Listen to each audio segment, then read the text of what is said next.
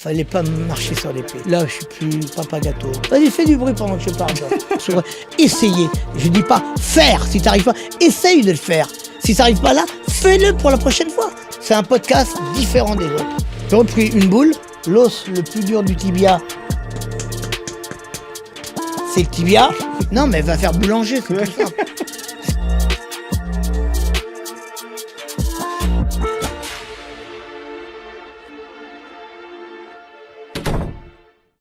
Bonjour à tous et bienvenue sur The Brain. Vous allez le dire que je le répète souvent, mais on reçoit une légende, une vraie légende de son sport. Il a été de multiples fois champion du monde dans différentes disciplines sur des sports de combat, en boxe notamment.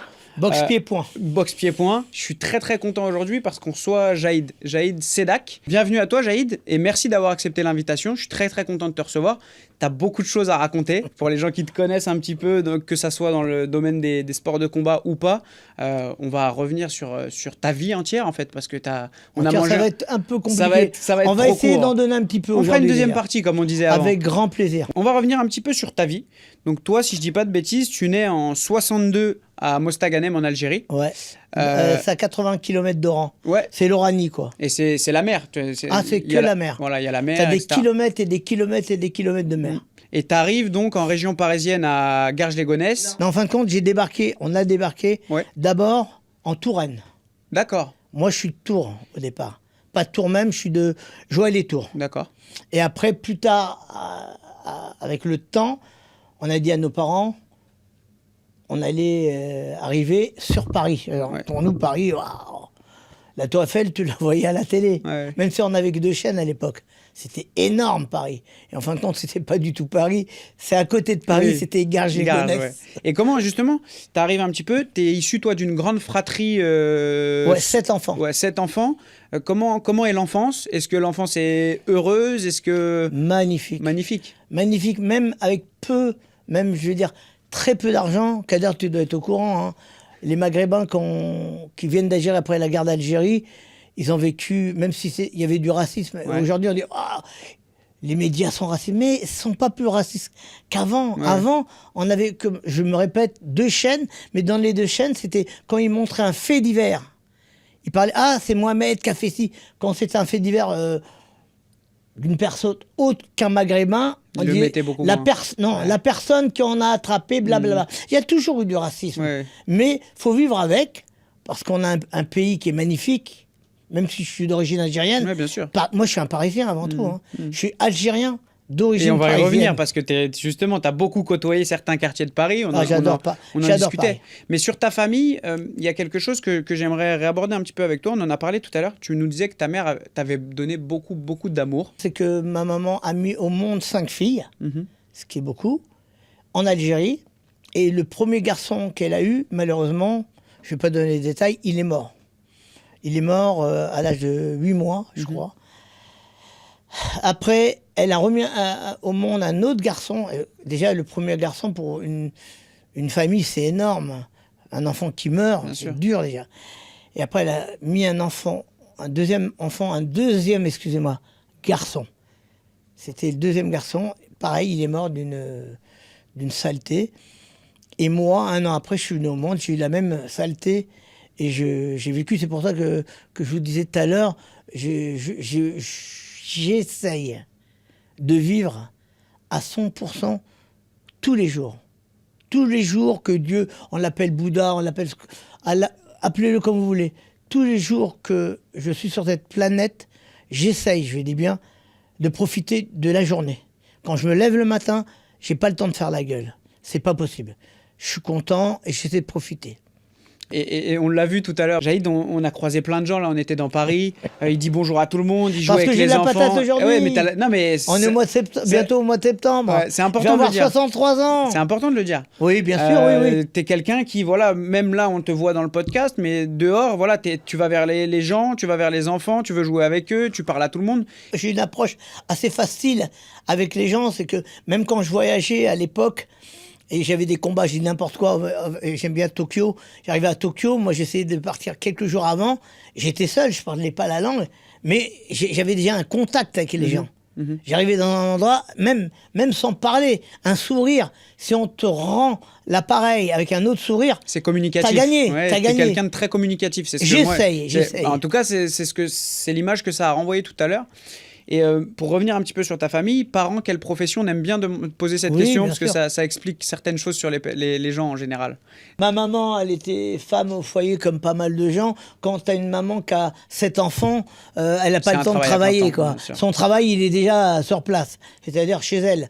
Et mon papa, il a refait la France, comme beaucoup d'émigrés, hein, d'origine maghrébine, africaine, portugaise, espagnole et tant d'autres.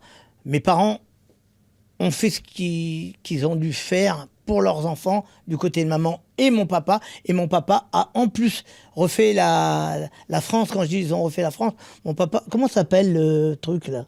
Le marteau-piqueur. Il faisait le marteau-piqueur. Ouais. Et j'ai une fierté, c'est que quand j'étais à Garges, les Gonesse, en sortant de la gare, et ça existe encore parce qu'elle y est encore, il y a une piscine. Une piscine, et à côté, la piscine, il y a une patinoire. Qu'il y a très peu de patinoires en banlieue. Bien sûr. Il n'y en a pas. T'en connais pas. À moins que tu peux m'en citer une. Non, surtout des patinoires qui restent toute l'année, en fait. Qui sont là pour longtemps. Et mon papa a contribué pour que cette patinoire existe. Ouais, c'est une vraie fierté, ça. Et quand je marchais devant cette patinoire avec mes gars, je m'arrêtais et je dis, c'est mon père qui l'a fait. Ouais, c'était une fierté. Il y avait une fierté. Ah, il y avait oui, une fierté. Ouais, mais je le comprends parce que, en plus, pour les enfants issus de l'immigration, je pense qu'il y avait un vrai. Les parents avaient envie de prouver aussi quand ils arrivaient en France. Pas prouver. Déjà, les parents respectaient énormément la France. T'as mon papa, même quand il avait affaire à des personnes qui lui parlaient mal, mon père, toujours, c'était avec la politesse. Oui, monsieur. Non, monsieur, avec un accent que j'imiterai pas parce que c'est inimitable.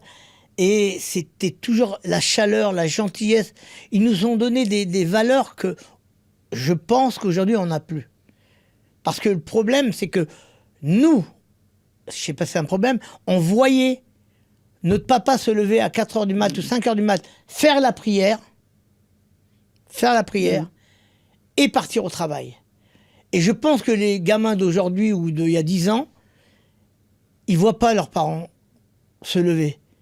Ils n'ont pas le même exemple. C'est pas le même regard qu'ils ont. Ils ont pas le et même quand exemple. ils voient leur papa se lever avec je vais aller un peu loin, mais tant pis. Le gamin, il est 5, 6 heures, 7 heures du mat, peut-être même, ils doivent se coucher même plus tard, se réveiller plus tard. Pas tous, heureusement, avec un joint ou mettre du rap à fond. Moi, j'ai pas grandi avec ça. Même si j'adore le rap.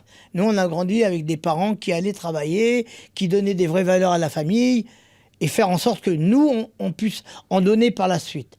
Oui, l'exemple que tu as, il est très très important.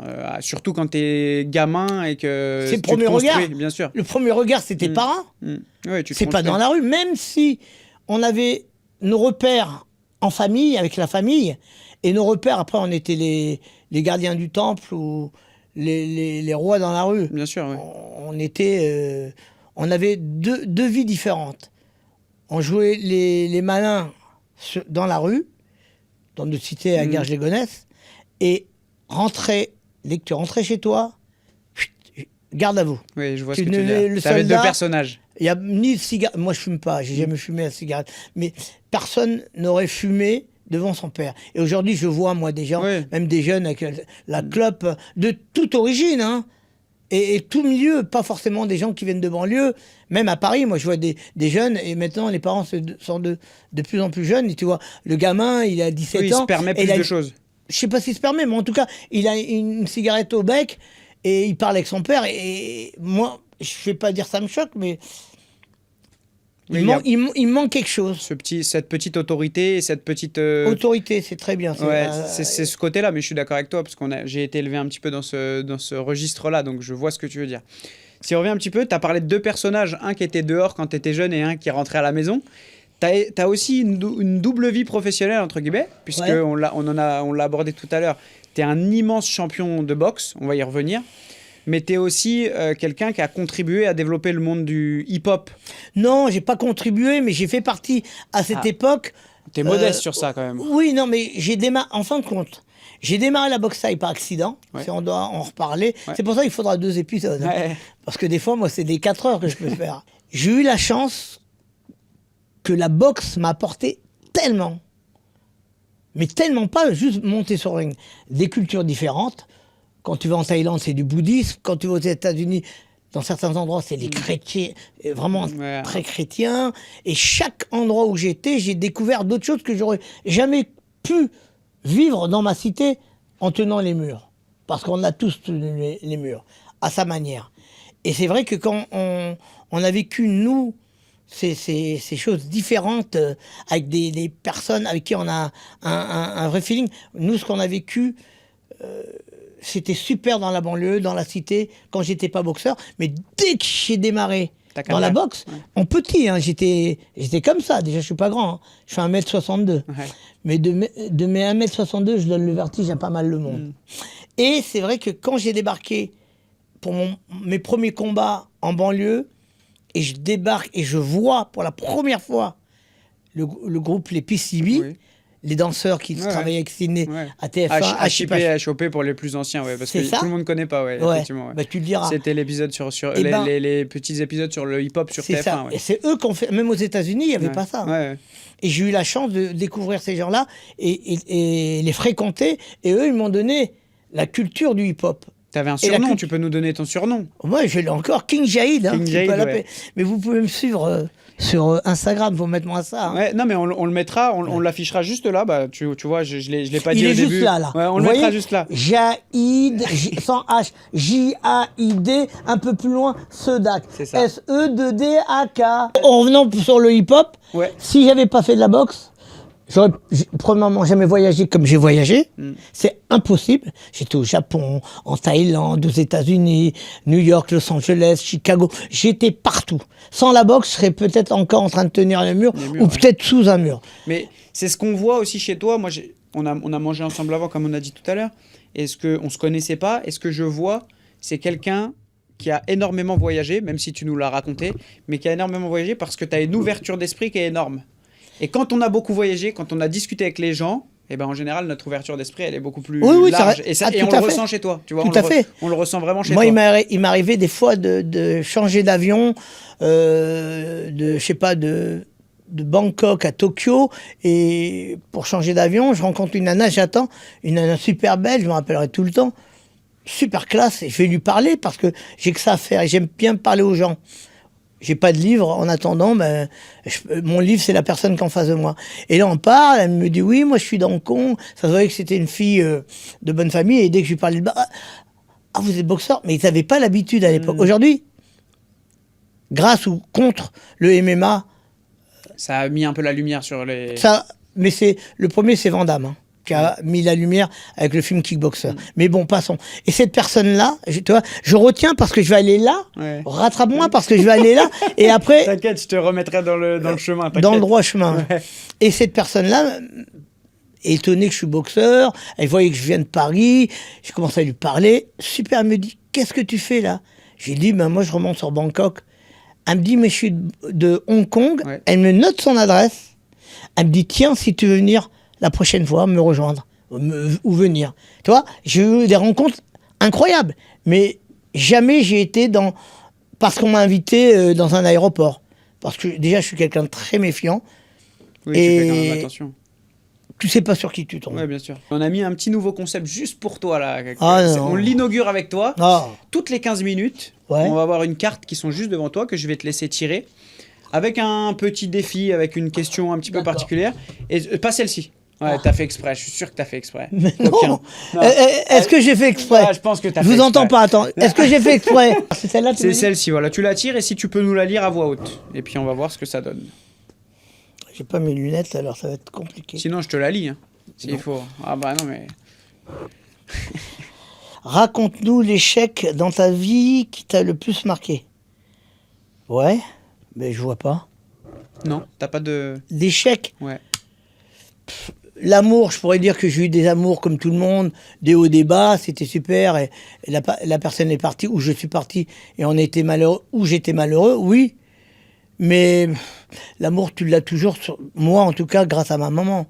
Alors même quand j'étais malheureux, j'ai toujours l'amour des siens, les sœurs, qui m'ont toujours choyé parce que je suis le premier garçon. Et puis tu m'as quand même dit tout à l'heure que, quand je t'ai posé la question tout à l'heure, tu m'as dit que tu n'avais pas de regrets sur ta vie. Ah, je regrette rien. Voilà. Ah, j'ai pas le temps pour ça. Je voudrais bien, de temps en temps. J'ai pas le temps. Tu te retournes pas, t'avances. Des échecs, on en a. Tout le monde en a eu. Mais si on s'arrête à l'échec, ça nous bloque. Et c'est vrai que j'étais comme ça. Tu vas, oh putain, merde. Oui, il y a des moments il où a tu été prends des claques incorrect. quand même. Je vais me venger. Non. Laisse tout ça derrière. Avance et fais mieux que ce que tu as vécu avec ces gens-là. C'est tout. Au travail, Mais l'amitié. ça, c'est la mentalité d'un sportif de haut niveau. Ben, on n'a pas le choix. Moi, en tout cas, je pense que j'ai pas le choix. Parce que si je m'arrête à chaque coup, putain, lui, oh, cette personne-là, tu pars, tu t'embrouilles. Et au lieu d'avancer, tout ce que tu avais fait hier, ça s'est mal passé, tu vas rester, tu vas perdre encore plus de temps. Non, j'ai pas le temps. Oui, tu rebondis. J'avance, j'essaye en tout cas. Vous le savez, on met sur chaque podcast, on reçoit une personnalité. Donc là, aujourd'hui, on est avec Jaïd Sedak. King Jaïd. King Jaïd, voilà son nom dans le milieu du hip-hop. Et dans la vie. Hein. Dans la vie aussi, les gens t'appellent comme ça. Et on défend tout le temps une association. Et tu as parlé de tes sœurs. Je sais que tu as eu 2 sœurs qui ont été atteintes d'un cancer. Et tu as choisi une association qui s'appelle Enfance Arc-en-Ciel. J'aimerais que tu nous expliques ce que ça t'évoque, ce qui s'est passé aussi peut-être avec tes sœurs, si tu veux bien en parler, et pourquoi tu as choisi cette association. Si je peux contribuer avec cette association à faire des heureux et des gens avec plaisir. Et même la prochaine fois, on peut aller même avec Kader, avec toi, dans un hôpital, on achète des peluches et on leur donne et on passe un moment. On rappelle, c'est vrai qu'on l'a pas forcément précisé, mais Enfance Arc-en-Ciel, c'est une association qui vient en aide aux enfants qui sont atteints de cancer, donc dans les hôpitaux, etc. C'est pour ça que j'ai évoqué la maladie de tes sœurs. Et donc Jaïd, ça lui évoque quelque chose personnellement, et c'est pour ça qu'on a décidé de conjointement défendre cet asso aujourd'hui. Donc vous aurez les cartes de Jaïd qui s'afficheront à l'écran. Et comme d'habitude, vous pourrez les acheter pour pouvoir contribuer au bonheur de ces enfants-là. En tout cas. Oui, même s'ils peuvent aider par rapport à ce podcast, même voir des associations, déjà celle-là, et faire en sorte de rentrer en contact avec la personne qui la gère et aider, ben, ça serait déjà énorme. Je pense que ça sera déjà un premier pas. Après, on verra. Moi, je vais te dire, j'ai toujours fait des projets pour les assos.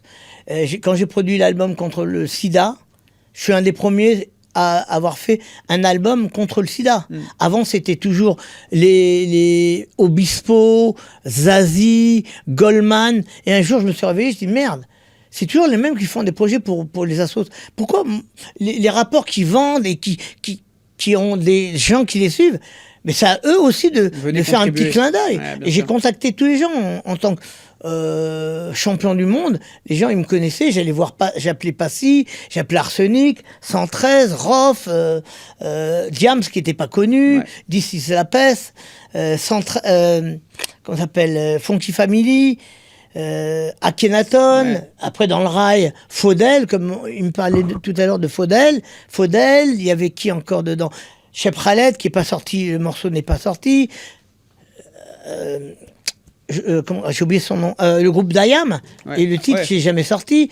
Solar, le titre est inédit, je l'ai encore. Tu vois, j'ai travaillé avec beaucoup de gens qui ont vraiment donné de leur même. Et tu as rassemblé. Surtout. Ouais. Tu as réussi à rassembler des gens qui... Mais parce que la cause était belle. Oui. Je pense que la cause, c'est le plus important.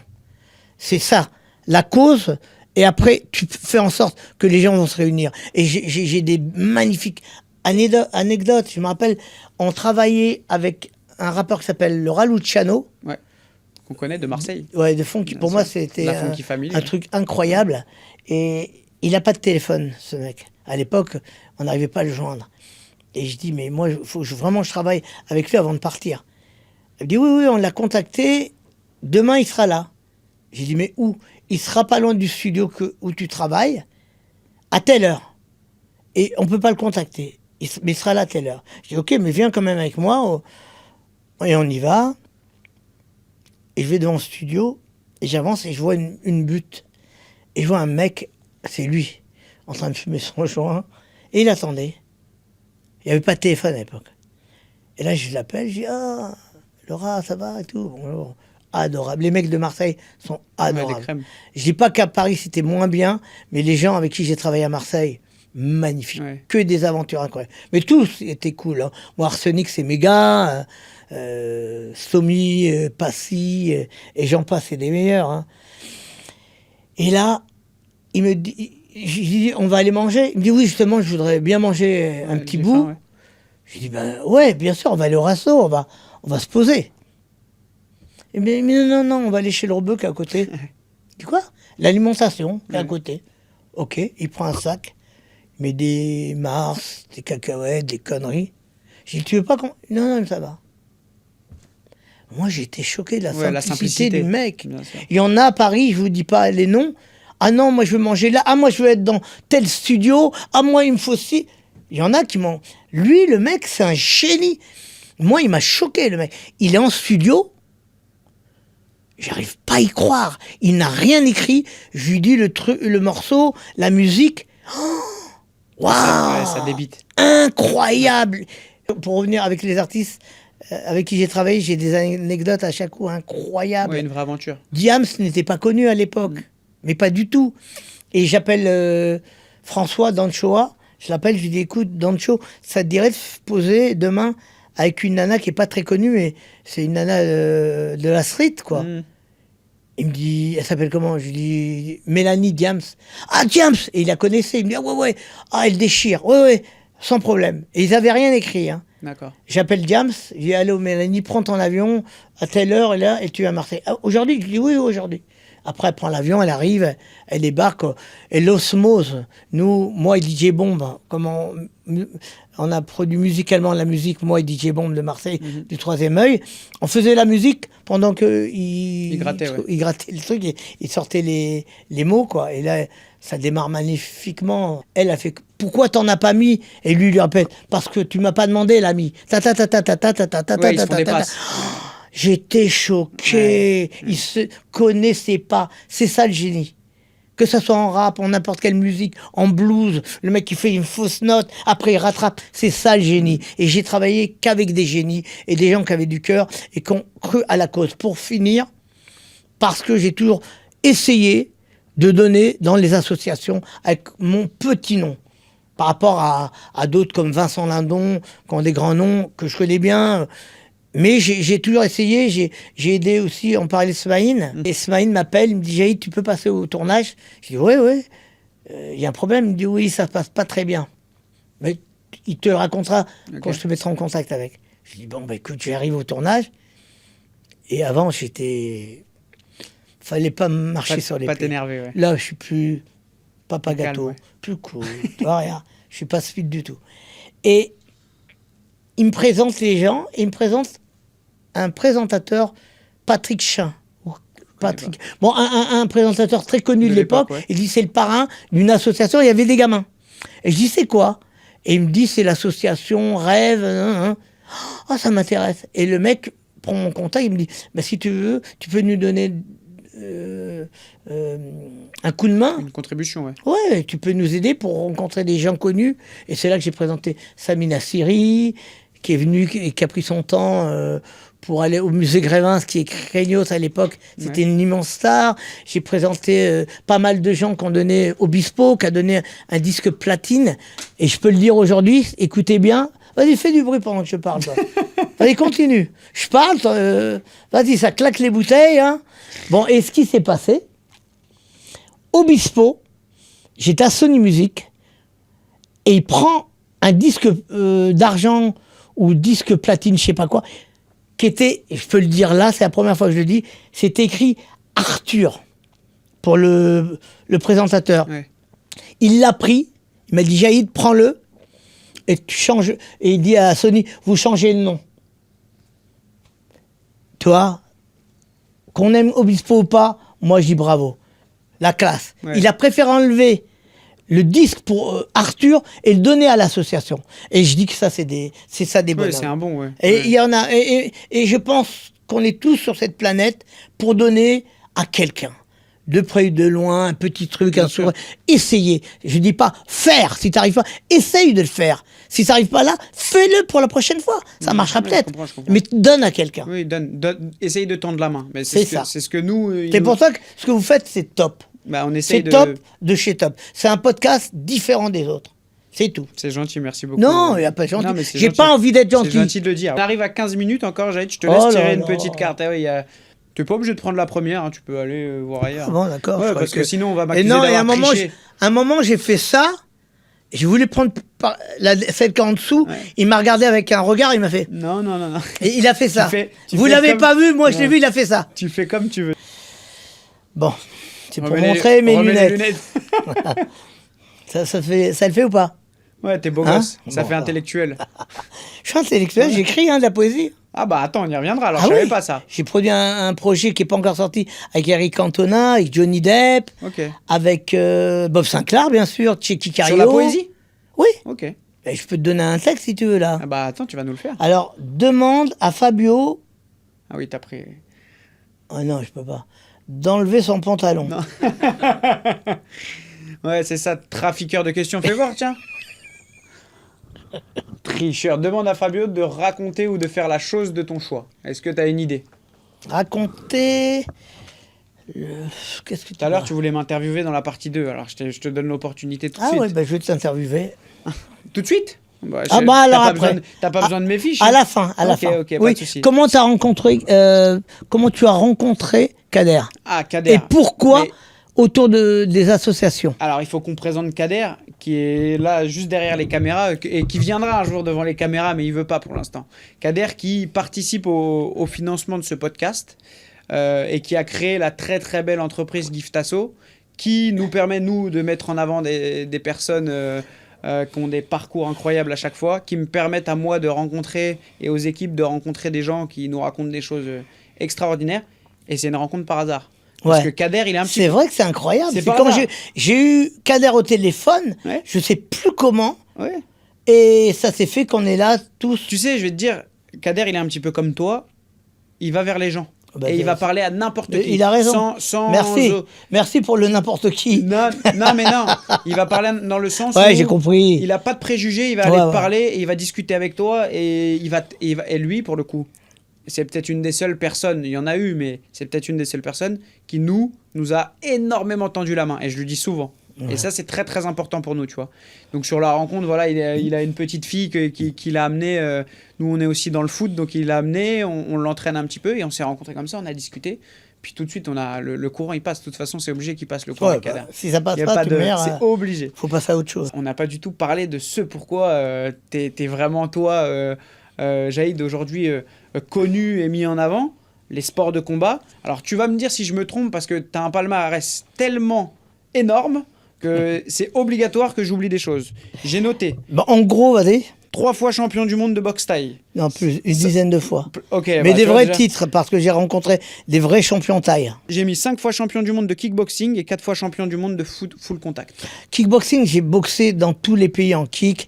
Non, en fin de compte, en kick, j'ai boxé dans des pays où il n'y avait pas la boxe thaï à l'époque. Maintenant, la boxe thaïlandaise et le muay thai, c'est partout dans le monde. Même au Daghestan, même en Mongolie, tu as de la boxe thaïlandaise. Tu as le muay thai. À l'époque, dans ma période, quand j'étais à l'époque, C'est les années 90. Hein, pour, moi, non. Non, années 80, années 90. J'ai démarré en quelle année?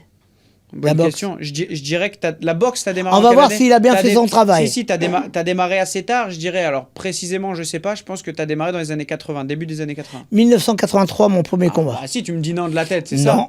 Mais les débuts Pas des années 80, 83. J'ai dit début des années Non, 80. non, non, 83. J'ai démarré en 83 et je suis devenu champion de France en 1984-85.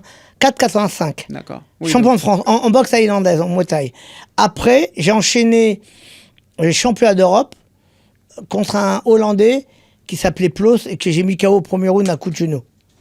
Ça, c'est... Et après, j'ai enchaîné les championnats du monde, mais plus tard. Parce que je préférais Ouais, mettre vas-y. mon titre de champion d'Europe plusieurs fois. J'ai mis plus d'une dizaine de fois en jeu. Et on me proposait des championnats du monde là. Je dis non, c'est pas pour les voyages, c'est pas pour le combat. Je veux faire en sorte qu'en Europe, je sois vraiment champion d'Europe. Après, on verra. Mais comment t'expliques justement 3 ans de temps, c'est ça? Même pas 1 an de temps? Même pas, ouais. Tu deviens 1 an et demi, 2 ans, tu deviens champion de France sur un sport qu'au final tu pratiquais pas du tout avant, quoi. Comment Oui, t'expliques parce ça? que je pense que moi, j'ai jamais été grand, comme je te l'ai dit, je fais 1m62, et de montrer, pas aux gens qui n'ont jamais cru en moi, parce que la plupart des gens disent, oh lui, moi je sais, je vais pas donner les noms, et je les connais, mais qui disaient à l'époque, à cette période-là en tout cas, oh, la boxe, non, il fait ça comme ça, mais jamais ils auraient pu penser que j'allais avoir tous ces titres. Parce que quand j'ai eu ma première ceinture de champion de France en 1984-1985, c'est déjà hallucinant. Après, j'ai renchaîné un deuxième titre de champion de France, encore un troisième de champion de France. J'ai déjà 3 ceintures quand même, assez rapidement. Oui, c'est énorme. Là, j'ai mis, en fin de compte, les pendules à l'heure à certaines personnes, pas des gens qui me connaissent, pas vraiment, pas mon public. Mon public a été magnifique du début à la fin.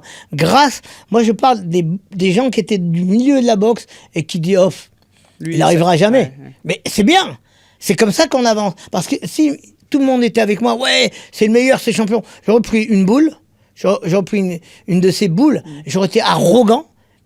Mais moi, la chance que j'ai eue, c'est que ma famille m'a toujours mis à ma place. Oui. Je pouvais être un caïd dans la rue, je pouvais être le champion du monde à droite à gauche. Je prenais toujours le train. On me voyait toujours, les gens me disaient, ah mais pourquoi tu prends le métro, le train? Comment, je suis pas millionnaire non plus. Mais ils pensent en plus qu'on est riche. Malgré ça, moi je gagnais plus que d'autres. Il y a Dida et moi qui gagnaient beaucoup dans la boxe parce qu'on avait des sponsors à l'époque. On avait moi, Paco Rabanne, Fulci, l'hôtel Méridien Président à Bangkok. Ça, c'est une question que je voulais aborder avec toi, justement. Mais tu viens, donc on va la faire tout de suite. Au niveau de la rémunération, à ton époque, sur les sports de combat, etc., même sans donner de chiffres précis, mais comment tu vivais, justement Alors, je sais pas, c'était en francs. Ouais. Alors, c'est pas pareil. Mais 10 ans, je dis n'importe quoi. Parce que au bout d'un moment, en boxe thaïlandaise, en Muay Thai, j'avais plus de combat. Ouais. Moi, j'ai pas perdu le nord. Hein. J'ai été me renseigner si je pouvais boxer en kick. Ouais. Et personne boxait en kick à cette époque. La boxe thaï, c'est la boxe thaï. On est au-dessus des autres. Et moi, quand j'ai décidé de boxer en kick, en 1988, tu vois, c'est pas... Et quand j'ai commencé à faire mon premier championnat de France en 1988 à Paris, grâce à Manuel Essessima, un pote africain qui est dans les arts martiaux, et ça m'a permis de voir un autre public et d'autres personnes différentes. Et j'ai eu la chance, parce qu'avant, personne boxait dans d'autres disciplines. Je suis un des premiers. Ouais, un pionnier qui a changé de discipline. Ouais. Oui, j'ai changé. Je me suis mis en boxe thaï. Après, en kickboxing. Et quand j'ai commencé à faire championnat de France, ça va. Mais quand je fais championnat d'Europe, c'était 7 rounds ou 10 rounds.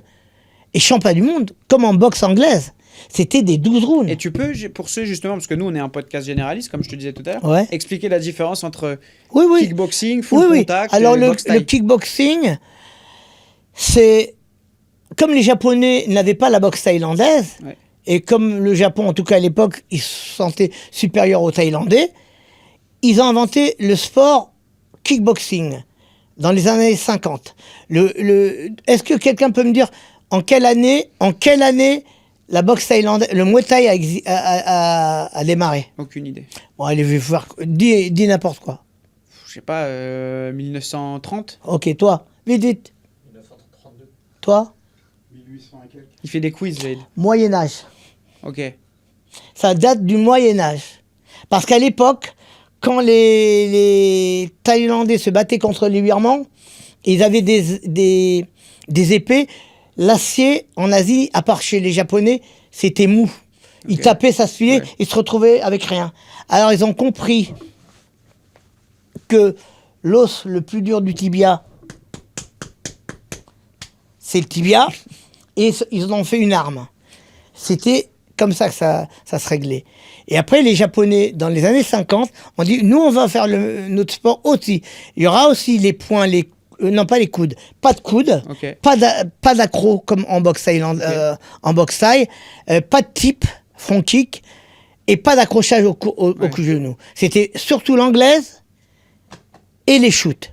Ok. Tu avais le droit de shooter en low kick, en high kick, en middle. Mais tu n'avais pas le droit d'attraper, tu n'avais pas le droit de front kick, pas de coup de genou, pas de coup de coude. D'accord. Et c'est ça qui diffère la boxe thaïlandaise, le Muay Thai, au kickboxing.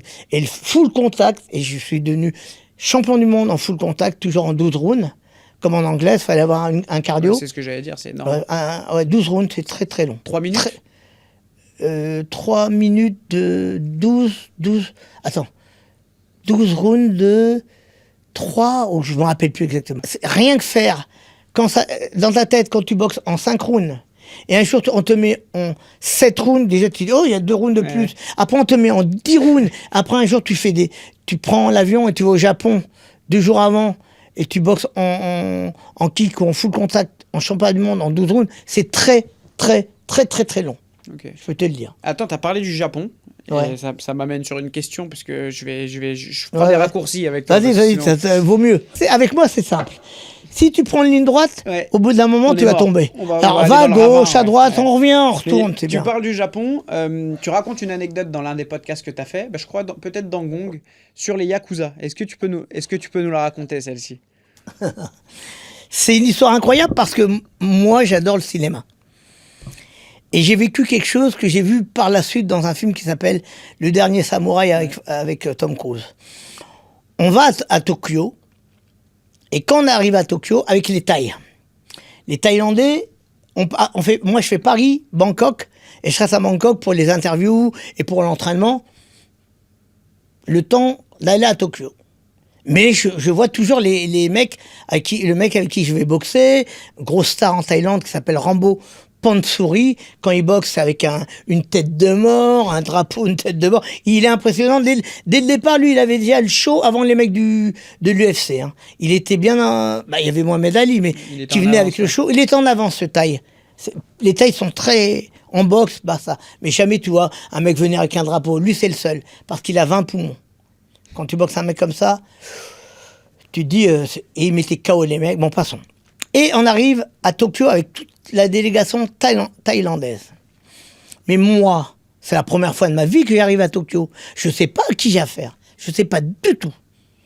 Et tu as une voiture qui arrive. Grosse Mercedes. Gonflée. C'est les roues gonflées. Deuxième Mercedes. Et je dis à mon pote, t'as vu, ils sont vraiment... Mais vraiment, je dis à mon pote Morad, ils ont vraiment des thunes, les Japonais. Regarde les bagnoles. Mais je ne me rendais pas compte. Troisième cas, je fais court, 10 Mercedes. Après une Testarossa, c'est les grosses voitures, les Ferrari. Moi, je connais rien en voiture. C'est quoi Testarossa? Même moi, Ferrari. Caderisé. Et la Ferrari arrive, et encore 10 bagnoles. Et là, je vois que c'est un gang. Mais je sais pas que c'est des mafieux, mais on voit ça, comme dans le film Le Samouraï. Et là, ils sortent, tac, tac, tac, tac. Et ils viennent, ils serrent la main à tout le monde. Bon, je fais court. Et à un moment, ils disent on va aller manger, pas de problème. Et après, on sera tous dans le même hôtel. Le Hilton. Ouais, je le dis. C'est à Hilton. Je dis ok. Mais moi, je veux pas. Là, ils commencent à... Les Asiates, faut pas rigoler avec eux. Hein. A, c'est A. B, c'est B. Que ce soit en Thaïlande ou au Japon, quand on te dit c'est comme ça, surtout les organisations, tu peux pas. Ah, je dis pas non. Peut-être même maintenant, c'est comme ça.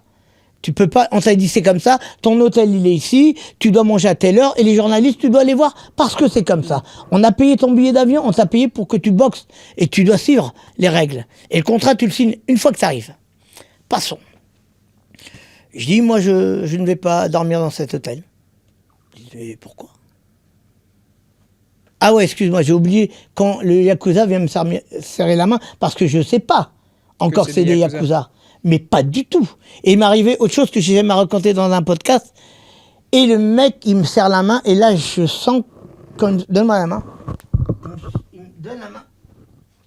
Et là, tu sens qu'il manque quelque chose. Et je dis à mon pote Morad, je dis... Il a un doigt coupé. Non, je lui dis pas ça, justement. Je lui dis, est-ce qu'on est dedans? Genre, c'est un code.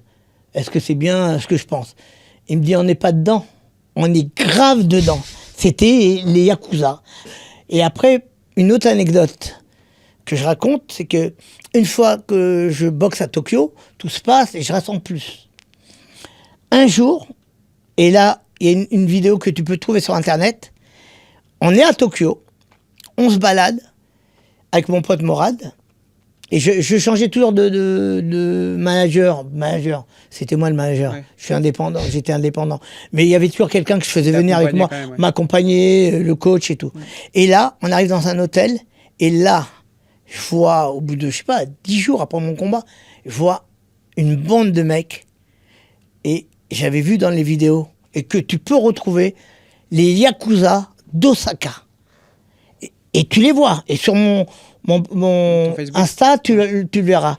Et ces mecs-là, je les avais vus largement dans une émission à la télé. Et c'était le même parrain. Tu vois, avec les lunettes, froid, ils ne donnent pas la main, mais ils acceptent. Ce qui est marrant, les Yakuza, ils acceptent de se faire prendre en photo. C'est des criminels qui rentrent pas aux États-Unis, ça. Parce qu'ils sont, comment on dit, fichés. Et même, quand tu vois ces mecs-là arriver, c'est des gens, déjà, ils rigolent pas. Moi, j'ai jamais vu, depuis que j'étais là-bas, à part quand ils ont commencé à picoler et tout, il y en a qui détendent. Mais le patron restera toujours patron. Ouais, il sera toujours. Ouais, tu sens que tu peux pas trop. C'est jouer. un taiseux qui reste en retrait. Reste à ta place. Ouais. Et ma place, moi, je la connais. C'est ce qu'ils te font comprendre. Mais poli, gentil. Et là, je vois les Yakuza d'Osaka. Je dis, putain, c'est ceux que j'avais vus dans l'émission qui tournent encore et tu peux la voir. Vous tapez Yakuza Osaka et vous verrez, il a pas trop de cheveux, avec des grosses lunettes et c'est le même mec. Et là, je dis putain, il y a que des Yakuza dans ce pays. Et l'anecdote, c'est que quand je dis je veux pas dormir chez vous, il me dit d'accord. Il appelle un des lieutenants, emmène-le. C'est pour ça que je parlais du film Le Dernier Samouraï. Ouais. Pendant tout le temps, à part une fois que j'ai fini mon combat, je fais ma vie à Tokyo. Pendant tout le temps que je dois boxer, tout le temps, t'as un mec qui me suit, comme dans le film Le Dernier Samouraï, et qui me colle, qui me lâche pas. Je veux quelque chose, et ça m'est arrivé, mais ça je raconterai pas, plus tard après la boxe, une histoire pareille que dès que je voulais sortir mon argent, l'autre il dit non, presque t'es chez nous, c'est nous qui payons. Ouais. C'est-à-dire que quand tu rentres chez les Yakuza, t'es pas au Japon. Oui, c'est t'es pas à Paris, t'es chez eux. T'es bien chez eux et tu dois suivre tout à la lettre. Seulement, ils n'avaient pas l'habitude d'un boxeur français qui était connu et ils pouvaient pas me parler mal ou me dire déjà moi on me parle mal, je suis pas chez moi, je prends l'avion et je me barre. Même si je reboxe plus au Japon, mais je me barre. Mais ils n'ont pas l'habitude d'avoir le comportement européen. Ouais. Très peu de gens venaient boxer. Je ne parle pas de voyager au Japon. Je ne vais pas dire que je suis le premier. Mais boxer au Japon, très peu de gens le faisaient. Oui, la première fois que j'ai boxé à Tokyo, c'est dans les années 90. Et regardez, cherchez combien de personnes boxaient dans les années 90 au Japon. Tokyo, ouais. Si vous trouvez, je vous jure, tiens, je t'invite à manger. OK ? Avec plaisir. Bon, passons. Et il y avait toujours quelqu'un qui me suivait. Et c'est vrai que plus tard, moi qui adore le cinéma, et je vois ce fameux film, Le Dernier Samouraï, je dis putain, c'est mon histoire. Ouais, c'est la même mais chose. moins violent. Ouais. Moins violent parce qu'il me parle pas mal. Il me dit, bah, non, reste là, non. Non, mais il te surveille. Je suis collé. Ouais. Parce qu'ils ont payé, je dois être là le jour du combat. Mais c'était top. Et la chose qui m'a dégoûté, moi, au Japon, pour la première fois, pays magnifique. Bouffe, super. À part moi, quand je mangeais, ils me ramènent la viande, les sushis, les trucs crus. J'avais jamais vu ça. Hein. À Garges-les-Gonesse, il n'y avait pas ça. Du poisson cru. J'étais choqué. Et ben après, tu t'y habitues. Hein. Bon, passons. Et c'est vrai que la chose qui m'a choqué, j'adore les animaux, c'est quand ils m'ont emmené voir un combat de Tosa. Tosa, c'est les gros chiens immenses. Ok.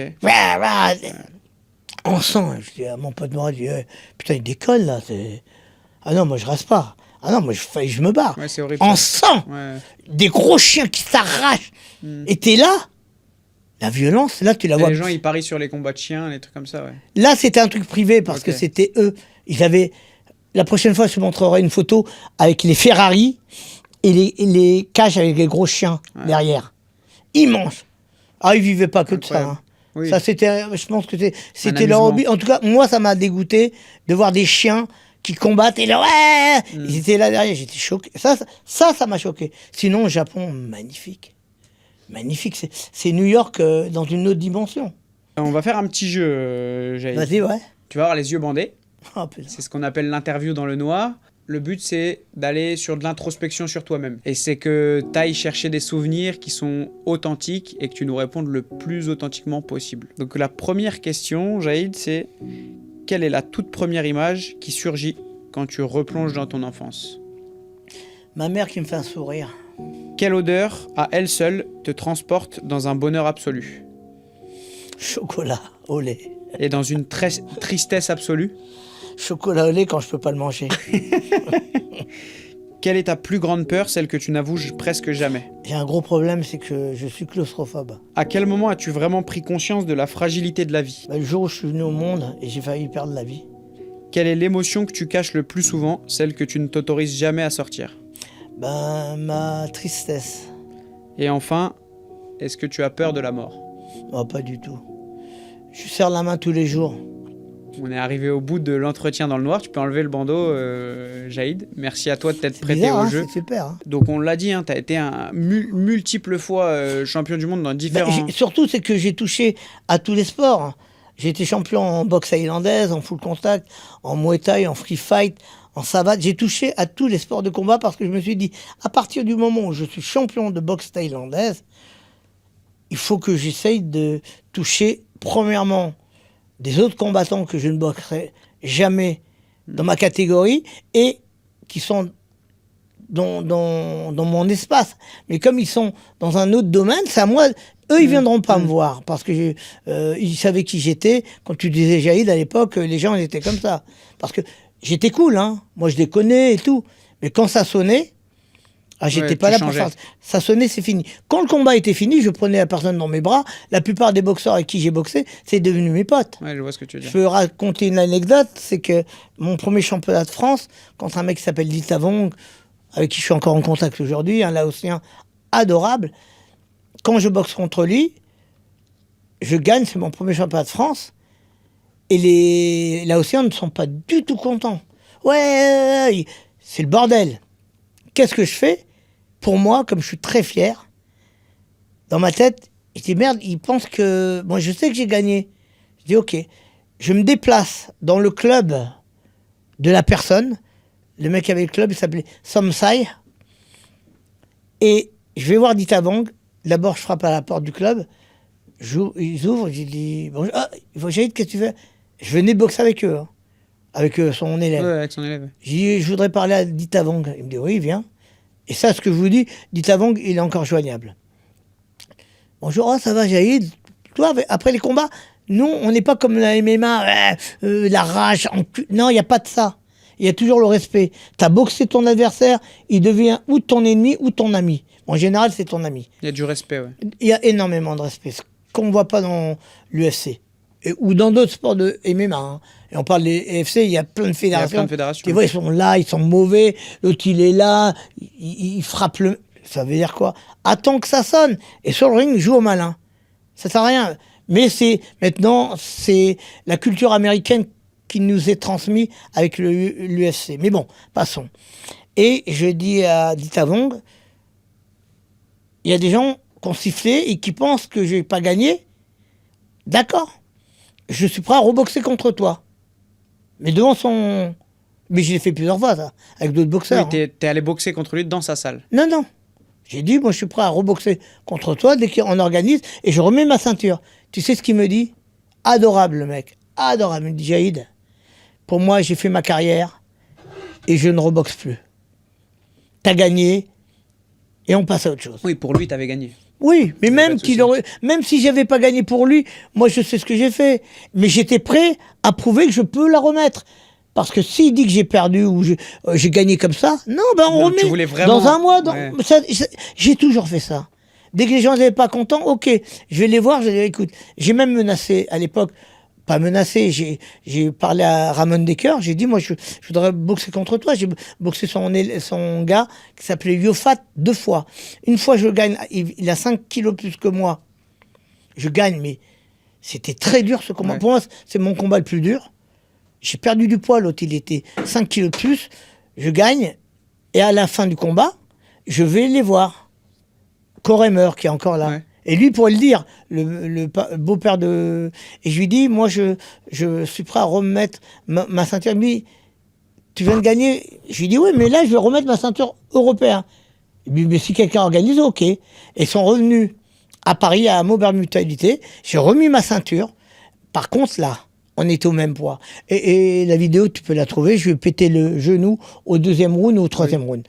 Pam, pam, pam. J'avais tellement la rage. Et là, il est parti comme ça en boitant. Mais à chaque coup, les Hollandais, je les ai mis en difficulté. Il y avait, à ton époque, aujourd'hui je sais pas, mais à ton époque, il y avait des combattants hollandais vraiment Très solides. dur, Ouais, très vraiment dur. solides, ouais. Moins de Hollandais maintenant, mais ils étaient très très durs. Et moi, je les ai toujours... Même, j'ai été chercher une ceinture de champion du monde à Amsterdam. Ouais. Et en Hollande, Tout le monde était pour contre gagner... Ouais. Même quand tu gagnais, tu perdais. Ouais. Mais moi, j'ai été chercher mes ceintures, j'allais les chercher en Allemagne, en Hollande, en Belgique, dans les Canaries. J'allais chercher mes ceintures partout. Je boxais. Moi, je boxais pas qu'en France. Je boxais à l'étranger, Ouais, dans le monde énormément. entier, t'as boxé, Et ouais. toutes les ceintures, je dois avoir une 40aine de ceintures. J'ai pas 2 ceintures qui se battent en duel comme certains boxeurs. Moi, j'en ai eu une 30aine, une 40aine. Je sais même plus où les mettre. Et là, c'est de la vantardise. Je m'en vante et j'en suis très fier. Oui, t'es fier Parce de toi que par rapport à ça, oui. Je pense que je l'ai fait avec mon cœur. J'ai fait vibrer un public qui était magnifique. Quand je venais, ils m'applaudissaient. Et je prenais mon temps. Et t'es allé les chercher, en plus. Parce que t'es j'adore. allé dans le monde entier pour aller les chercher. Ah ouais, partout. Aujourd'hui, les combattants, ils font 2 à 3 combats par an. Et Ouais, c'est- moi, ça me choque. Je te Et- l'ai dit. Hein. Ouais, c'est ce que tu moi, me disais moi, tout à tout l'heure. à l'heure, je t'avais dit, j'étais choqué. Parce que je faisais 14 combats par an. Je boxais même des fois le vendredi. Mais tout le monde, ceux qui connaissent ma carrière, ils savent. J'étais un peu, pas barjot, mais j'allais au charbon. Je boxais le vendredi à Paris. Et le lendemain, je partais à Amsterdam pour un championnat du monde. Et j'allais chercher la ceinture. Après, je repartais en Thaïlande. Après, au Canada. Après, je revenais au Japon. Après, je revenais en Thaïlande. Après, je partais à New York. Après, à Los Angeles. Je passais ma vie dans les hôtels. Et le plus dur dans tout ça, c'est pas les combats. Parce que tu rencontres des super histoires, un public incroyable, parce que les gens venaient me voir après. Et moi, j'adore parler. Tu as vu comment je suis. j'ai vu. Et moi, j'allais dans la foule. Les gens, ils osaient pas me parler. Je dis, ah, ça va. Et je parlais avec les gens aussi bien, avec les Japonais qui sont très froids. J'allais les voir. Même eux, les Japonais, c'est ça. Ils étaient là. Photo. Ouais. Je dis, yes, comment? Allez, donne-moi, on fait un autographe. Je faisais la fête, moi. Même les mecs qui m'accompagnaient, ils me disaient, hey, t'es ouf. Je dis, ouais. Mais ça, je vais pas le vivre tout le temps. Aujourd'hui, j'ai 22 ans, 25 ans. Je sais que quand j'aurai 30 ans, j'aurais peut-être arrêté. J'ai arrêté Oui, à c'est pas 33 vrai, ans. ouais. Tu as raison. Quand tu dis, à un moment, tu as dit, tu parlais de combat, les combattants d'aujourd'hui. D'aujourd'hui, ouais. Ils font quoi? 1 ou 2 combats dans l'année? Mais comment tu l'expliques ça? Tu penses que Mais ils font comment pour vivre? Est-ce que ça veut dire que les combats Parce étaient qu'ils payent leur moins manager. durs à ton époque et plus durs aujourd'hui, moins violents à ton époque? Comment tu l'expliques Ah ça? non, nous, c'était violent. Ouais, non, mais c'est pour ça que je te pose la question. On avait les coups de coude. Ouais, hein. bah je sais. Le coup de coude, ils viennent l'apprendre. Et les coups de coude, c'est le coup de coude MMA. Hein. C'est pas le coup de coude de l'Asie. Hein. Mais donc- Et si tu vois les Thaïs donner des coudes, les vrais Ouais. punchers du coup de coude, ou les Cambodgiens, au Cambodge, Ouais, ils te coupent. les Cambodgiens même sont encore plus durs que les Thaïs dans les coups de coude. Parce qu'ils ont des coups de coude qui partent de loin. Et eux, c'est le Kung Khmer, ça s'appelle. Qui est un peu comme la boxe thaïlandaise, mais avec le nom du Cambodge. D'accord. Et les combats sont violents. Hein. T'as des KO, ils partent de loin sur les coups de coude. Et là, les coups de coude que tu vois au MMA, Ouais. C'est pas la même chose, ouais. c'est pas les mêmes. Et toi, on va évoquer une question un petit peu de société. Je regardais un petit peu les questions qu'on se pose souvent sur les boxeurs. Ouais. Toi, t'as jamais pris de KO dans toute ta carrière. Jamais. T'en as jamais pris. Jamais. J'en ai mis par contre. Mais et ton ami, mais est-ce que tu penses que le fait d'avoir combattu pendant plusieurs décennies, plusieurs années de ta vie, toi ou les autres boxeurs, ça a des impacts sur le cerveau? Non, moi non, parce que premièrement, j'ai jamais eu de KO. Regarde, tu me vois dans la rue, tu dis, oh, je fais pas de mine. Oui, oui. Regarde, le visage n'est pas marqué. Ouais. J'ai jamais pris de KO, j'ai jamais pris de coup dur. Mais pour des mecs qui T'as vu prennent- mes tibias, comment ils sont? Pour des Encore mecs qui aujourd'hui. prennent des KO, Ouais, je pense que. Ouais, il y a des impacts au cerveau, ouais. Je donnerai pas de nom, mais je vois beaucoup de boxeurs, surtout en anglaise. Quand je les entends parler, on dirait des enfants. Et je dis pas que les enfants c'est pas bien, non, mais j'ai compris, oui. Oui, c'est plus dur pour eux, le cerveau, il alimente beaucoup moins. Il a du mal. Moi, j'ai un Ouais. 130 de QI quand même. Ah oui, donc donc t'es encore bien. Non, mais J'ai un cerveau qui tourne. Mais t'as pas pris de KO. T'as pas pris de KO. Et il y a un truc aussi qu'on voit souvent un petit peu sur les réseaux sociaux, les choses comme ça, qui est très à la mode, qu'on voit sur les camps en Thaïlande, etc. C'est les mecs qui tapent avec leur tibia dans les poteaux ou pour durcir Ça, les. c'est C'est n'importe quoi, ça. Ça, c'est bien pour les cirques. Ouais. Tu vas dans un cirque, tu ramènes 2 clowns comme ça, et tu leur dis, allez, tapez sur le bambou, qui est mou. Hein. Ouais, parce qu'on voit Tu ça. te rends- non, mais regarde, t'as vu ce que c'est un tibia quand même. Oui, oui, je Et vois. encore, mon tibia, il a... Ouais. Tu te rends compte et tu te rends compte, mais tu te pètes, Bah, tu te pètes le mais tibia, tu c'est te pour ça. pètes le tibia. C'est moi, personnellement, moi, ça me fait rire. Mais si ça amuse certaines personnes, pourquoi pas? Mais c'est des conneries. Non, mais il y ça. a des mecs qui disent ça solidifie le tibia et du coup, après, tu sens même plus les. Tu tapes dans un sac, tout Ouais, de simplement. frappe. Après, tu as des sacs un peu plus durs. Basta. Tu vas pas taper dans un mur ou dans un arbre. C'est n'importe quoi. Mais tu parles aux plus grands boxeurs de Thaïlande, les génies du ring.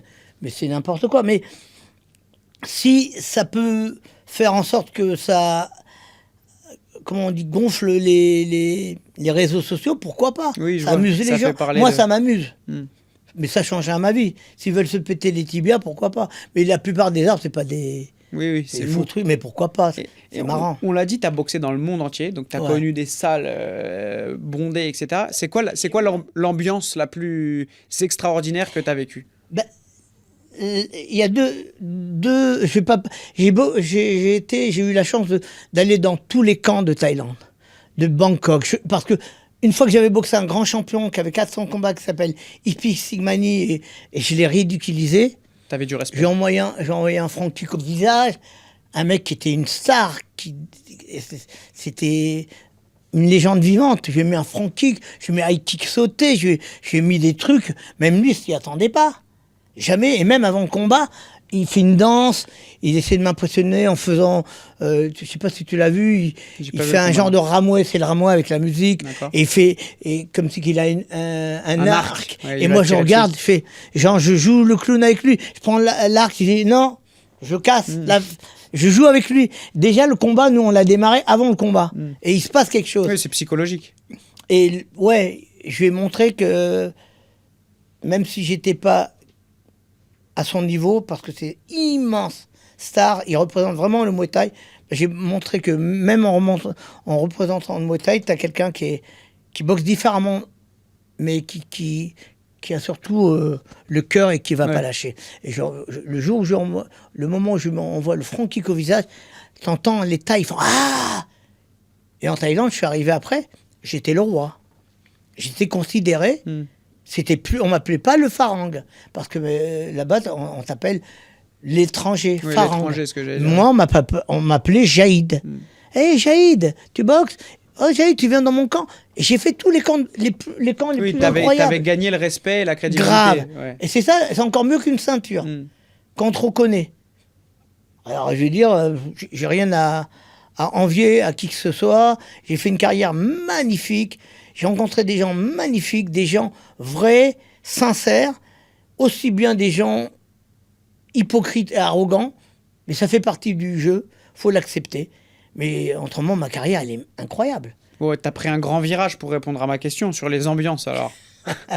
Je te remets dans le droit chemin comme tu m'as demandé. Je te l'ai dit. Y a Je t'ai pas de dit, souci. moi je pars là. Ouais. Et C'est pour ça. Je t'ai laissé prendre ton virage, mais là, il faut que tu reprennes l'autoroute. Non, il y a deux ambiances. La première fois, j'étais dans un camp d'un grand champion, j'étais choqué. Parce que déjà, nous, en Thaïlande, avant, maintenant, c'est des tatamis, tout est beau, tout est propre. Nous, c'était du béton. Du béton.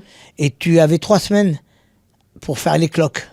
Parce que ça, quand tu tournais, tu t'arrachais Ouais. la peau. Oui, bah oui. Ça, 3 ça, semaines. ça frottait, ouais. Ouais, ça frottait. Des fois, tu arrivais au camp et tu devais encore continuer. Et tu avais la peau arrachée. Alors, tu mettais un truc spécial. Tu n'avais pas tous les trucs comme aujourd'hui. Ils ont quelqu'un qui va leur amener de l'eau. Tout était carré. Là, c'est moderne maintenant. Et ce que j'avais vu, un sac, des gants pourris, un sac tout déchiré. Et champion, il frappait dedans. Là, ça m'avait... L'impression que j'ai eue, j'ai dit waouh! Nous, on a besoin de ça. On a besoin Ouais, simplicité. Et regarde ce qu'ils ont, un Ouais. sac pourri. Et c'est des immenses champions. Ils font des carrières incroyables. Et après, une fois, j'ai été invité, pareil, par un grand champion. C'était le contraire. C'est dans un camp, justement, où Dida a fait son film Chokdi. Lui aussi, il a été dans ce camp. Je pense, on est très peu à avoir rentré dans ce camp. C'est un camp tout en bois, magnifique. Et moi, il m'a invité dans ce camp. Et j'y allais régulièrement, tenu par des bonzes. Et je sais qu'en haut du bonze, c'était, je peux le dire, c'était un mafieux qui D'accord. tenait le truc parce qu'il avait un grand hôtel où Van Damme a tourné. Le film. On le voit, le film Kickboxer, il Ouais. rentre dans un hôtel à Bangkok, il appartenait aux mafieux du camp. Mais moi, j'ai été reçu un peu dans tous les camps, aussi bien dans un camp. Les deux champions sont incroyables. Et t'as un camp qui est tout pourri, t'as rien, des camps déchirés, avec peu de moyens, et à côté t'as un camp magnifique. Et tu as parlé de Jean-Claude Van Damme, Ouais, là, juste gentil, avant. adorable, Et, très intelligent et par rapport à ce qu'on voit. que les gens connaissent comme un très grand acteur, mais en termes de combat. D'acteur, on va dire, d'action plutôt. Ouais, film C'est d'action, pas- mais c'était dans des films. Mais du coup, on peut des fois remettre un petit peu en question sa capacité au combat. Il était comment c'est vraiment un combattant de très bonne facture. Non, c'est Non. pas vrai, mais non. Non, mais je te demande, Van c'est pour ça, Damme, on le sait Van pas. Damme n'a jamais été.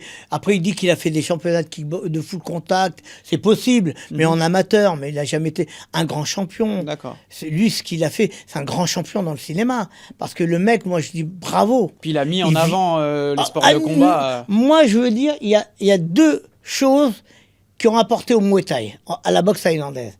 T'as Van Damme, grâce à Kickboxer, parce qu'après Kickboxer, C'était plus pareil. c'est monté. Kickboxing, boxe thaï, ils voyaient Tempo taper dans des murs avec les tibias. Personne ne pensait que nous, on tapait avec les tibias. Nous, la boxe, c'était ou le judo, ou le karaté avec les katas, ou la boxe anglaise. C'était ça. Boxe anglaise, karaté, judo, et ouais, c'est tout. Et c'est vrai que après ce film-là, on est devenu des légendes. Il a fait beaucoup pour ça. Ouais. Énormément. Ouais, il a fait beaucoup. On lui doit beaucoup. Et je peux dire que plus tard, l'UFC a beaucoup apporté parce que les plus grandes stars de l'UFC allaient au départ. Maintenant, je crois qu'ils font beaucoup de grappling, alors ils vont dans les pays tchétchènes, tout ça. Mais au départ, tous les grands champions de l'UFC allaient en Thaïlande. En Thaïlande, ouais. Tous. Il n'y en a pas un. Et je peux te dire, Israël, je sais pas quoi, là. Adesanya. Il s'entraînait en kick, en boxe thaï. Il allait en Thaïlande. Une autre, une nana, Shvavenko, ou je sais pas Les quoi. femmes, je les connais moins. Une mais- blonde, Ouais. super. Elle a un tatouage écrit Muay Thai. Ok. Et quand elle dit bonjour, elle fait à la thaïlandaise. Oui, et elle donc- vit entre la Thaïlande, Las Vegas. Ils viennent tous du Muay Thai. Hmm. Et ceux qui viennent pas du Muay Thai ont été au moins une fois pratiquer la boxe, le Muay Thai en Thaïlande. D'accord. Et je dis que l'UFC a fait du mal à la boxe en général et il a beaucoup apporté au Muay Thai. Mais en général, à la boxe, il a foutu le non-respect des gens, l'autre qui va... tu peux jouer, parce que moi j'étais un joueur, moi, je me rappelle, je suis un des premiers en 1992 de faire mon championnat d'Europe, championnat du monde contre un Thaï, à la salle Japi, je me rappelle, je monte avec du rap. Ouais. Je monte avec du rap et je mets pas C'était ton n'importe quel influence rap. aussi, ouais. Je mets un groupe qui s'appelle, tu pourras le mettre, Ghetto Boy. Ok. Et le titre c'est Fuck All. Je vous Ouais, emmerde je tous vous à le emmerde dire. tous, ouais. Et le titre, de A jusqu'à B, t'entends toujours fuck. Et c'est très. Ça vient de la voix de Al Pacino dans le film D'accord. Scarface. Ok, c'est un sample d'Al Pacino. D'Al ouais. Pacino, dans Ouais. Scarface. D'accord. Fuck. Et une guitare riff rock. Et moi, j'adore le rock. J'adore le rap, j'adore le hip-hop, j'adore le blues, j'aime la soul, j'aime toutes les musiques. Et c'est ce truc-là, pour monter sur le ring, il me donnait la patate. Et j'étais un des premiers à monter avec du rap. Maintenant, tout le monde monte avec du rap. Tout le monde m'en a Alors, je suis le papa de tous ces jeunes qui montent avec du rap aujourd'hui. J'ai une petite carte Joker, on a toujours Oh du retard, là là mais là, c'est pas un oh. problème. Raconte-nous ta cicatrice. Visible ou invisible la plus profonde, je me souviens. La plus profonde, c'est quand j'ai perdu ma maman, avec qui j'étais très proche, et j'ai encore mal.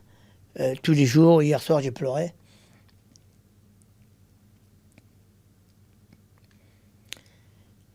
Et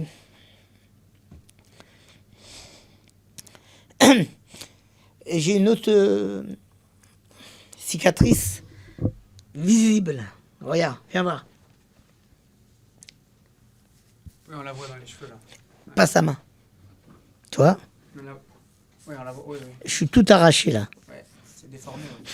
C'est une brûlure quand j'étais gamin. Ah, c'est pas de combat Non, en plus. non, pas du D'accord. tout. Ah, tu parlais de combat? Non, pas du tout. Mais je pensais, moi, quand j'ai vu la bosse, je me suis dit, c'est sur un Non, combat, non, tu vois. ma sœur- Le mec est boxeur, donc Non, normalement. non, ma soeur me tenait. Ouais, Et avant, on faisait bouillir les fringues pour les laver. ouais. Les désinfecter, Et- ouais. J'ai glissé de sa main, la tête la première, et elle m'a rattrapé. Et au ça, a bon fait, moment. et ça a fait cette forme-là. J'étais brûlé.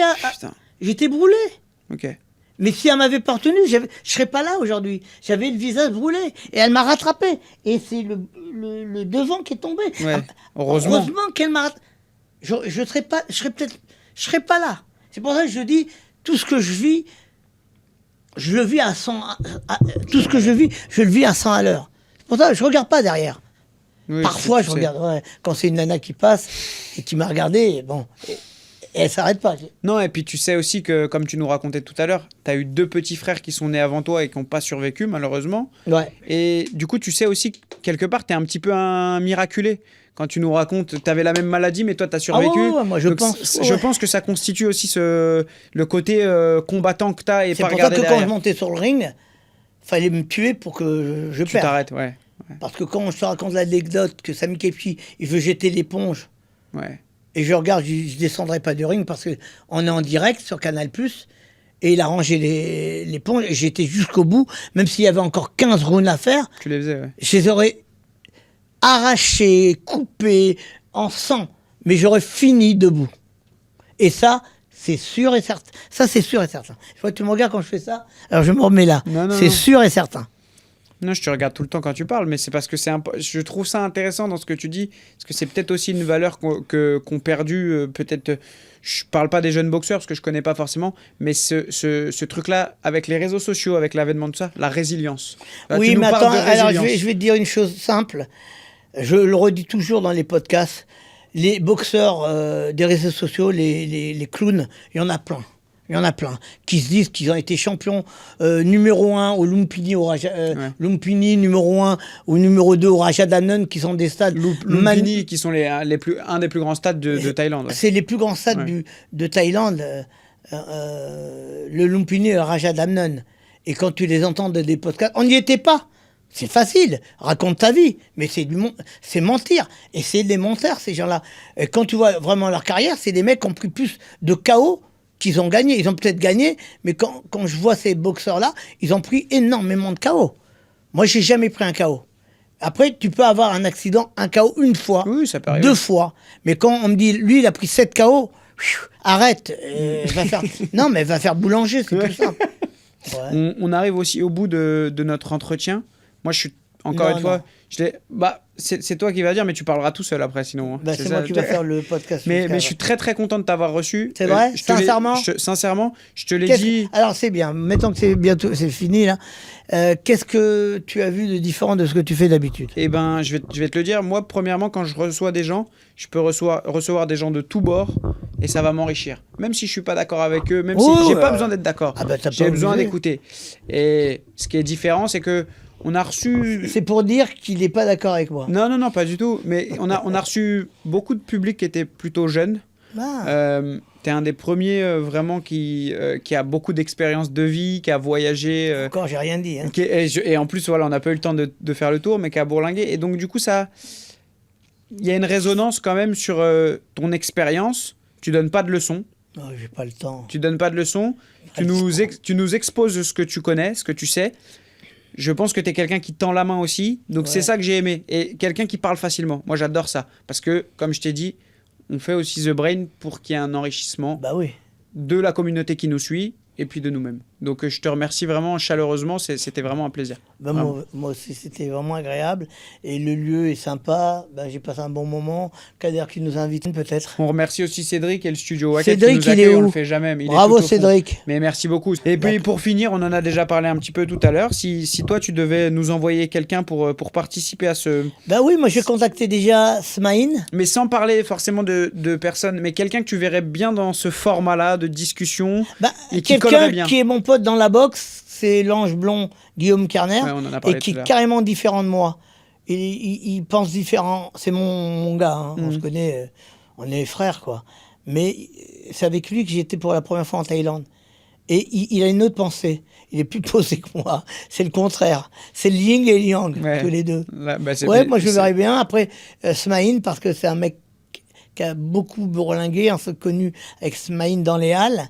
Avant que ça soit la star que c'était, moi quand j'étais voir Smaïn la première fois avant qu'il remplisse des Olympias, c'était des salles, on était par terre. Hein. Il était là. Tu vois. Et la plupart des gens que j'ai connus, c'était toujours des gens qui n'avaient pas la notoriété comme Doc Gélico, je l'ai connu au tout début, Solar, Joe Sarr, on parlait de Joe Sarr et de Cool Chain, je les ai connus au tout début quand on se fréquentait, on faisait j'ai fait la tournée avec eux, je me rappelle plus si c'est la tournée, j'ai fait une tournée avec eux. Après on a rejoint Ice-T qui est mon pote, Ouais. qui était oh merde, un festival Ice-T Montreux. D'accord. Et je dis à Ici, viens ce soir, quand on se voit, je dis, viens voir le groupe de rap français. Et quand il les a vus, même lui, il m'a dit, waouh. Incroyable. Ouais. Il m'a Sur dit, scène, ça donnait Ice-T quelque m'a chose, dit- NTM. Ouais. Et pourtant, Ici, avec Body Count, Ouais. le groupe rock, lui, il y va. Hein. Et quand il les a vus, il m'a dit, waouh, groupe incroyable. Tu vois. Oui, après, j'ai vu pas mal de Tu gens connais différents. beaucoup de gens, mais c'était pour te poser la question sur le côté, l'aspect, quelqu'un qui se sentirait bien ici comme toi, tu t'es bien senti. Parce qu'on... Oui, Smaïn, Guillaume, Yacine Belladj, Ouais. qui fait beaucoup, tu as eu au téléphone, il a un club à Sevran, avec qui je donne des coups de main, avec 250 enfants. Tu vois, on parle toujours des... Ce qui est problème, ou problématique, c'est qu'on parle toujours de la banlieue négativement. On dit pas Lui, les jeunes qui ouais. reçoivent leur bac, Il plante les les graines. jeunes qui sortent grâce à la boxe. Par exemple, il y a un petit jeune... qui s'appelle Abdellah, qui a gagné au Cambodge la ceinture contre un mec plus âgé que lui. Il a 21 ans, le gamin, un Malien Oui, c'est de vrai qu'on 21 ans. on prend- Tu vois, on les parle mé- pas de ça. Les médias mettent souvent en avant les aspects négatifs. Ouais, Et de la banlieue. malheureusement, non seulement ils mettent toujours négatif, mais je voudrais lancer un petit message important pour moi à Pascal Pro. Pascal Pro qui diffuse la haine. Moi, je parle pas politique. J'évite de parler politique. Il divise la haine, il divise les gens. Tu vois, je devrais pas t'aimer. T'es pas comme moi, je suis pas comme toi. C'est hors de question. C'est pas une personne comme ça. Mais il a oublié de formuler que ce mec-là a 3 filles. Des gamines, des jeunes. Hein. Et il comprend pas que ces 3 filles, quand elles vont grandir, elles seront peut-être avec un noir, un maghrébin, un chinois, un cambodgien. On sait pas. Et je voudrais voir comment il va réagir en donnant la haine qui véhicule dans ses émissions, en sachant qu'un jour, une de ses filles sera avec un musulman ou Oui, je vois ce que autre. tu veux dire.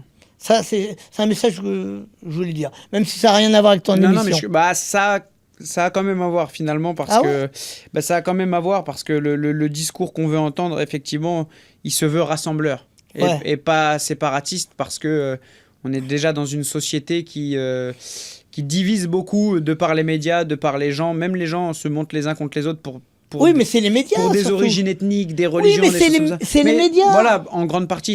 Et Parce donc- que regarde, après je te laisse parler, quand on était marmots, nous, on habitait à Garches, le Ouais, feu, tout le monde parle à tout le monde. le feuge, le renois, le rebeu, le raton, le loupin, on s'appelait avec des mots qu'on n'en avait rien à foutre. Ouais, bien sûr. C'était notre frère qui était en face de nous.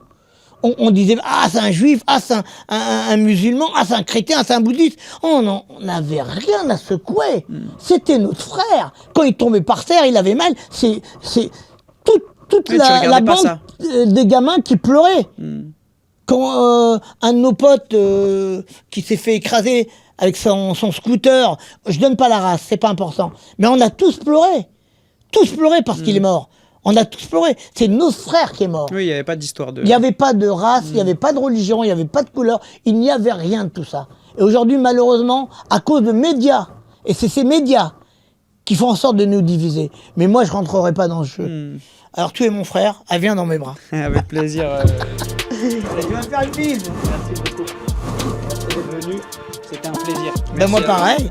On fait quand le deuxième, partie 2? L'année prochaine. Ouais, l'année prochaine. Ça fera une année plus.